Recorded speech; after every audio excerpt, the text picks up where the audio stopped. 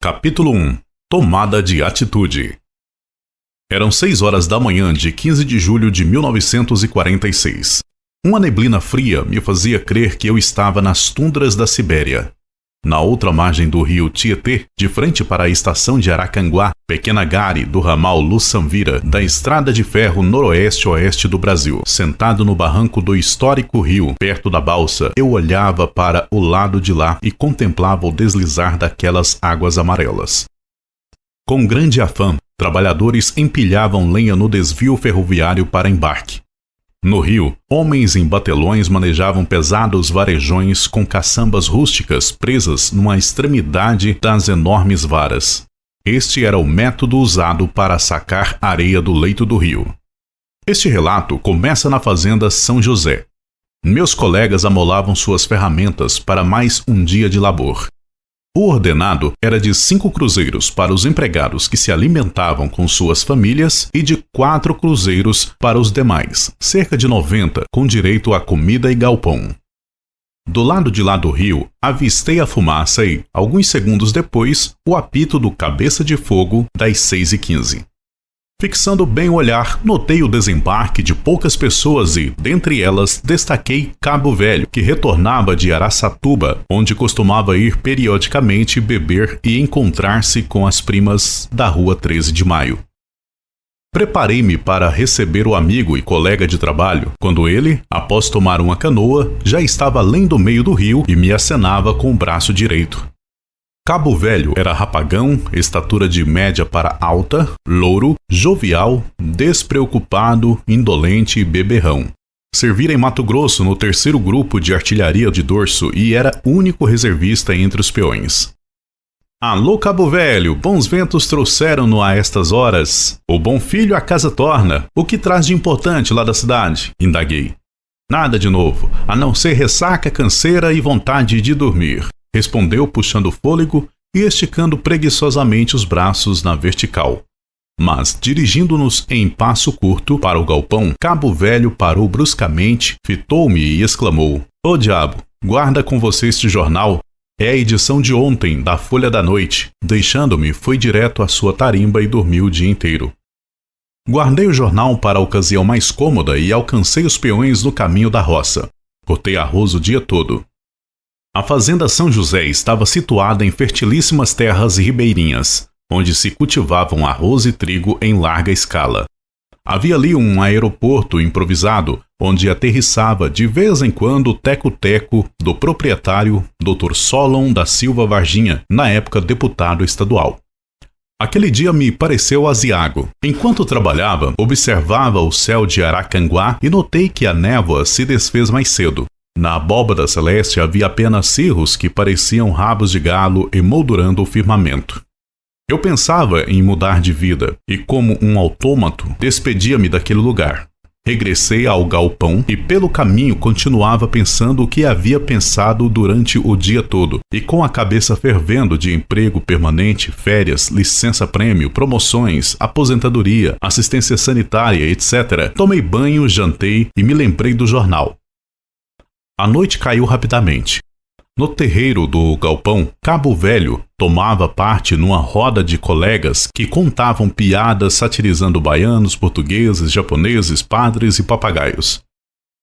Sentados na balsa, outros tangendo as cordas de um violão e de um cavaquinho, entoavam modinhas sertanejas e havia uns poucos que tomavam assento em canoas para ir sujar a cara no botequim do inspetor de quarteirão na outra margem. A noite era linda como o luar do sertão. Apalpei os bolsos para me certificar de que estava munido de cigarros e fósforos. Apanhei na cabeceira de minha tarimba uma vela e dirigi-me a um estábulo que ficava próximo ao galpão. Ali sentei-me num saco de alfafa e, encostado à parede de pau a pique, à luz de vela e das estrelas, acendi um cigarro rodeio, autêntico quebra-peito, pois uma carteira custava 3 centavos e me senti tranquilo para a leitura. O estábulo era a instalação onde alguns burros comiam ração de alfafa, mas nessa noite nenhum muar me fazia companhia. Do lado em que eu estava não havia a lua e não me lembrava a fase lunar daquele dia. Antes de começar a leitura, ainda contemplei a Via Láctea e o céu límpido. O silêncio não era total, porque bem próximo de mim, uma coruja fazia coro com um impertinente curiango que lamentava: "Amanhã eu vou, amanhã eu vou." Refestelado no saco de alfafa, abri o jornal e, na segunda página, em letras garrafais, aberto o alistamento na força pública. Jovens de 18 a 30 anos de idade que gozam de boa saúde e têm bom comportamento. Podem se apresentar aos comandantes de unidade ou do destacamento mais próximo, munidos de certidão de nascimento e atestado de boa conduta passado, este último pela autoridade policial do domicílio do apresentando.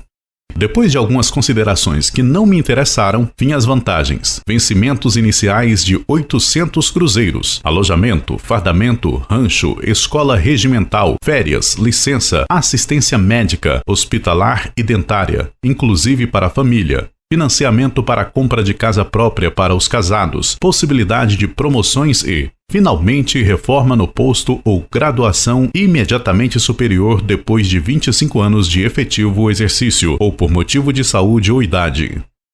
Levantei-me e fui para minha tarimba de 7 varas. Cabo Velho dormia sono solto e eu não podia conciliar o sono. Quando pegava uma madorna, tinha pesadelos. Digladiava com entes fantasmagóricos, e assim varei a noite pensando na firme resolução de tomar outro rumo na vida. E eu pensava: soldado, cabo, sargento, tenente, 1,65 m de altura, 59 quilos, branco, olhos e cabelos castanhos, barba e bigode raspados, 21 anos de idade, físico perfeito, cultura primária incompleta, atitude filosófica e temperamento introvertido. Não esperei de todo amanhecer. Lá pelas 4 pus-me de pé e zanzava no terreiro. Aquela hora é de inspiração, segundo afirma Rui Barbosa. Senti essa verdade. O frio me perturbava, mas eu preservava na ideia que me dominava. À maneira dos poetas, eu contemplava com romântica curiosidade as estrelas, o arrebol, o horizonte enevoado que se perdia no verde dos trigais e dos arrozais, e bebia como se fosse um aerófago o oxigênio do ar puro daquela manhã. Desaparecia aos poucos a estrela d'alva. Amanheceu e a cerração foi deixando os campos, ficando somente o Tietê como que protegido por um manto de névoa.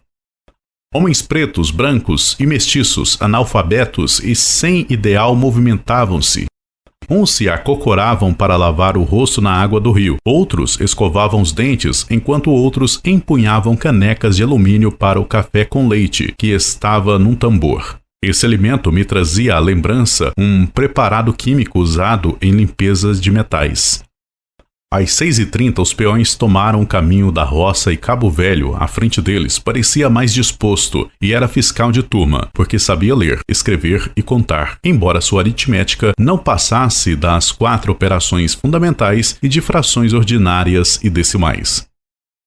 Fiquei conversando com um cozinheiro, que era um negão forte, ignorante e truculento. A seguir fui ao alojamento. Arrumei meus trens, deixando o galo de briga pronto para a viagem. A velha mala estava carcomida pelo uso e tinha uma chave enguiçada, mas amarre-a com uma corda para que as roupas suadas não ficassem à mercê de olhares curiosos. Olhando o galo de briga, meus pensamentos se reportou às estruturas nacionais. Mais um sertanejo empreendia fuga do sertão, engrossando o êxodo rural contínuo, deixando para trás as tradições feudais dos latifundiários, mas pensava que, nos centros urbanos, poderia ser mais um favelado. Essa possibilidade me contrariou, mas eu estava resolvido a tentar a sorte. Pelo menos, deixava de enriquecer patrões e sustentar sem quaisquer vantagens as forças armadas, os ministérios, os tratados internacionais, a vida citadina, o clero, o futebol, a política, os gananciosos grupos econômicos financeiros e outros, porque a exploração da terra é a base de tudo. Da porta do galpão avistei o Messias, que era o guarda-livros. Ele banhava o rosto numa bacia colocada sobre um jiral. No fundo do quintal, observava-o e pensei: seja feliz, meu amigo, e acabe de criar a Cidinha. Ela já é menina moça. Hoje será, talvez, o último dia em que conversarei com ela, mas pretendo revê-la. Ela remara a canoa para me deixar na outra margem. Arthur era o fiscal. Na mão direita segurava um podão que é o símbolo de autoridade. Alto, magro, amorenado e bom camarada. Vestia culote de brim amarelo e calçava lustrosas polainas preta. Há alguns meses havia deixado as fileiras da força pública, onde era sargento, e alegrava ter sido vítima de perseguição e incompreensões por parte de superiores hierárquicos. Dirigimos-nos mutuamente. "Não vai trabalhar hoje, Florindo?" inquiriu o fiscal. "Não", respondi com um tom educado. "Vou acertar as contas e seguir a Araçatuba. Pretendo sentar praça na força pública." "Desejo-lhe êxito na decisão que acaba de tomar", disse. Não me deu nenhuma orientação sobre a milícia de cujo efetivo eu desejava participar. Limitou-se simplesmente a apertar minha mão e tomou o caminho da lavoura. Dirigi-me ao escritório. "Bom dia, seu Messias", saudei. O quase-sogro respondeu-me com muxoxos como quem já sabia do assunto. Depois de arrumar vários papéis em desordem sobre a mesa, disse: "Vai pedir sua conta?" Obtendo resposta afirmativa, nem efetuou operação. 432 cruzeiros é o que lhe resta, e me entregou dinheiro e um recibo para assinatura. Não me perguntou o que eu ia fazer, nem para onde ia. Despedi-me dele e voltei ao galpão. Eu e a Cidinha conversávamos mais com o olhar do que com a boca. Não lhe comuniquei que ia embora e fiquei surpreso ao vê-la na beira do rio, desamarrando a canoa da estaca e me olhando, dando a entender que me esperava para a travessia. Cidinha era uma moça exageradamente delgada e triste. Enquanto remava, mais devagar do que em outras ocasiões, seus olhos denunciavam choro íntimo. Olhava para a frente enquanto eu olhava para trás. Terminada a travessia, pedi-lhe que transmitisse minhas lembranças à sua mãe e aos colegas do galpão, principalmente ao Cabo Velho. Como nunca fizeram uma declaração de amor à pequena, esforcei-me para não gaguejar na despedida e falei pausadamente. "Pensarei sempre em você. Pode ser que eu volte algum dia. Adeus." Com minha mão calosa e grossa apertei-lhe a mão sedosa e fina.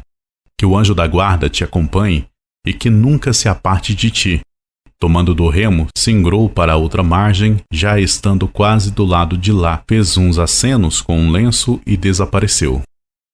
Enquanto eu esperava um trem, olhei com saudade do Tietê. Talvez não pudesse mais contemplar aquelas águas amarelas. Autêntico arquivo da história de São Paulo, aquele rio guarda em seu álveo ossos e pertences de bandeirantes trucidados pelos valentes paiaguás. Foi a estrada principal das heróicas excursões bandeirantes no ignoto sertão. É imortalizado pela pena de Afonso Descragnole Tané e de Teotônio José Jusarte. Foi a fonte que descedentou numerosos historiadores. Serviu de caminho mais confortável para Dom Luís de Céspedes Cheria, governador espanhol do Paraguai. Um celebrado historiador, numa inspiração feliz, comparou-a a uma lança cujo coto está no Atlântico e cuja ponta no Pacífico. Mas o trem chegou e eu parti.